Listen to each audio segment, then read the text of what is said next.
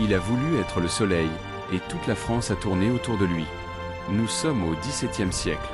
L'Europe est secouée par les guerres et les rivalités. En France, le roi est jeune. Il s'appelle Louis XIV. Il monte sur le trône à 5 ans. Trop petit pour gouverner, mais assez grand pour voir la peur et la trahison autour de lui. Le royaume est puissant, mais instable. Les nobles veulent plus de liberté. Le peuple souffre des impôts et des conflits. L'autorité du roi est fragile. Si le roi vacille, tout peut s'effondrer. C'est dans ce monde incertain que le jeune Louis apprend à observer et à attendre. Quand il prend le pouvoir seul, il décide de tout changer. Il concentre le pouvoir entre ses mains. Il ne veut plus partager. Il veut un État fort. Un État obéissant. Il contrôle l'armée, les finances, la religion.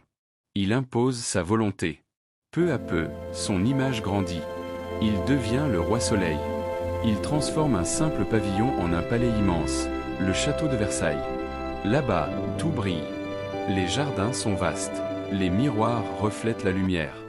Les nobles vivent près de lui. Ils dépendent de son regard.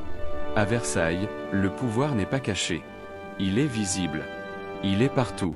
Sous son règne, la France devient un modèle en Europe. Son armée est redoutée. Sa cour est imitée. Les artistes créent pour sa gloire.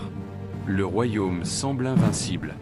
Mais derrière la splendeur, il y a le silence des campagnes. Les guerres coûtent cher.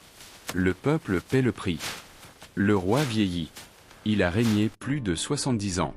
Presque toute une vie sous une seule couronne. Quand il meurt en 1715, le palais reste debout. Les jardins sont toujours là. Mais le soleil s'est couché.